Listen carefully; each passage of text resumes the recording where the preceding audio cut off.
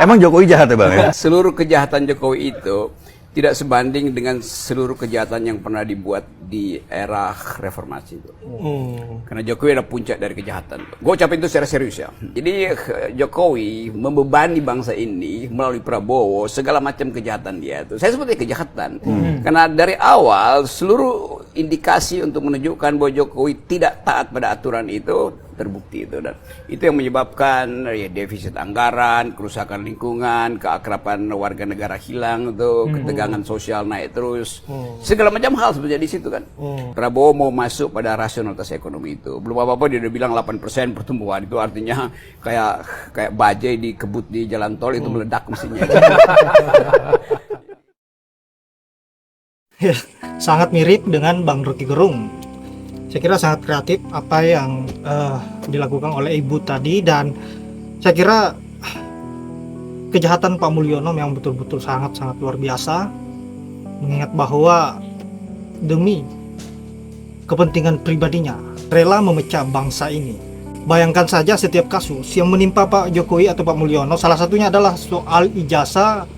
Beliau seolah-olah sengaja membuat hal ini sangat rumit, berbelit-belit, sampai-sampai tidak ada ujungnya sama sekali mengenai persoalan problem ijazah ini, sehingga menimbulkan kekisruhan di tengah-tengah rakyat Indonesia, baik yang pro dan kontra terhadap Pak Jokowi.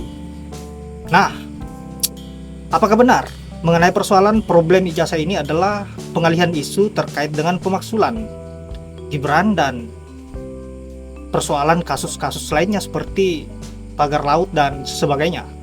Nah, untuk itu baiknya kita simak dulu bagaimana komentar cerdas dari seorang emak-emak yang menjelaskan mengenai persoalan apa yang menjadi kasus atau problem ijazah ini adalah hanya pengalihan isu.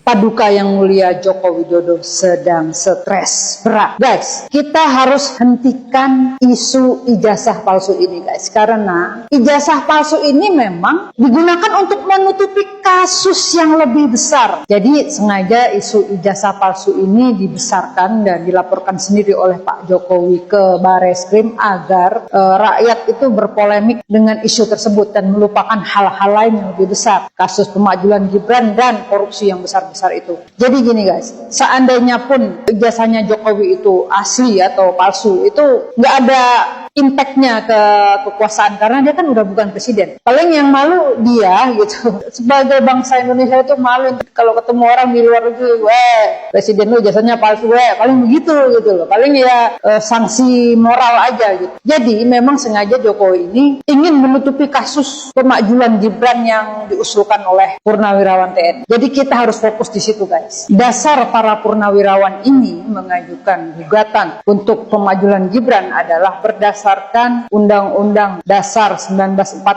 Amandemen ketiga pasal 7A dan 7B. TAP MPR RI nomor 11 tahun 1998, Undang-Undang nomor 24 tahun 2003 tentang kekuasaan kehakiman pasal 3 ayat 1. Aku baca nih guys, takut salah ya. Konstelasi politik beberapa hari ini berubah guys. Bagaimana tiba-tiba Prabowo kembali akrab dengan Megawati, dan ternyata secara diam-diam Purnawirawan untuk segera memajukan Gibran. Pidatonya Prabowo yang dibilang gak akan tebang pilih, lo mau anaknya siapa, lo dari partai mana, kalau lo korupsi, lo merugikan bangsa, lo akan ditindak. Tapi lah mudah-mudahan itu bukan sekedar omong-omong. Isi gugatan itu 8 poin. Terus yang paling seru itu adalah yang ke-6. Yang ke-6 itu diminta meresapel menteri-menteri yang melakukan korupsi dan yang masih terafiliasi dengan kepentingan Jokowi. Tegas tuh itu. Nomor 7 adalah mengembalikan fungsi polisi menjadi Kamtibmas di bawah Mendagri.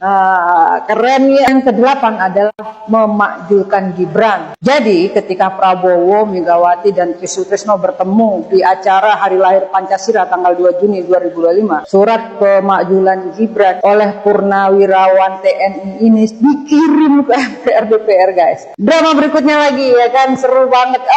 Mantap banget ya. Mudah-mudahan negara ini segera aman, damai, gemah ripah loh jinawi, dinasti-dinasti dan raja-raja baru yang sekarang mulai naik nih, basmi semua. Selamat siang guys. Kita bahas lagi masalah pemakzulan Wapres ya. Ini sekedar opini namanya mungkin atau pendapat. Kita dengarkan itu dari Pak Sapajen Purnawirawan Jenderal Sunarko, itu salah satu alasan yang paling mendasar itu kan beliau-beliau ini takut kalau sewaktu-waktu Pak Prabowo berhalangan tetap, nah Gibran ini yang maju. Nah, menurut beliau-beliau ini kan khawatir ini kapasitasnya ya kan, belum matang begitu segala macam, intelektualnya, pengalamannya lah sudah sebutin aja. Pada titik itu sebenarnya saya juga sependapat ya kan, pada titik itu sependapat kalau alasannya kekhawatiran semacam itu. Tapi di sisi lain ya kan, nggak segampang itu saya rasa. Itu mustahil, dan mungkin 99% yang usaha pemakzulan Gibran gagal saya rasa. Alasannya begini ya kan, mungkin Pak Jokowi juga nggak bakal tinggal diam kan ya kan. Pak Prabowo juga posisinya serba salah. Pak Jokowi pasti akan menuntut Pak Prabowo, kenapa jenengan dulu mau kayak sama anak saya gitu kan. Kalau tahu begitu, dulu kan Pak Prabowo kan sempat diancam digugat batas maksimal calon presiden itu, kalau minimal udah lolos kan yang Gibran bisa. Kalau Prabowo dulu nggak mau nerima Gibran, digugat lagi tuh peraturan MK dirubah, batas maksimal berapa, 70 apa 68 itu kan. Prabowo udah 72 tuh nggak bisa dia nyalon kan. Nah, di situ mungkin tarik menariknya, tarik ulurnya di situ. Nah, jadi ya nggak semudah itu ya kan. Lagian itu satu ya kan. Kedua itu Gibran sudah menjabat resmi sah menjadi wapres ya kan. Dia masih di backup penuh sama polisi, mungkin uang duit apa oligarki juga backup penuh. Dia bisa itu atur semua itu apa, gagalin purnawirawan itu kan. Nah, itu saya rasa susah ini memang. Walaupun secara akal sehat sih ya ada bagusnya juga, dan setuju itu kalau Gibran itu diganti, karena kalau takut nanti suatu waktu bisa jadi orang nomor 1 kan. Takutnya gimana tuh ada diundang tamu asing apa, pertemuan tingkat kepala negara internasional gitu. Aduh, bagaimana kalau dia nanti suruh nyambut. Nah, itu yang kekhawatiran kita orang-orang kecil ini kan. Itu takutnya enggak, ya memang benar ada yang alasan katanya, nanti kan bisa diwakilkan kalau ada undangan ke forum apa, bisa diwakilkan menterinya, orang-orang yang hebat, dan Gibran di sekeliling Gibran nanti orang-orang cerdas, walaupun Gibran juga, ya tapi kan nggak begitu konsepnya. Tetap keputusan kan ada di tangan kan presiden kan. Itu insting kepemimpinan itu terbentuk dari pengalaman. Oke lah, sekarang penasihat presiden itu dalam rapat atau konsultasi begini.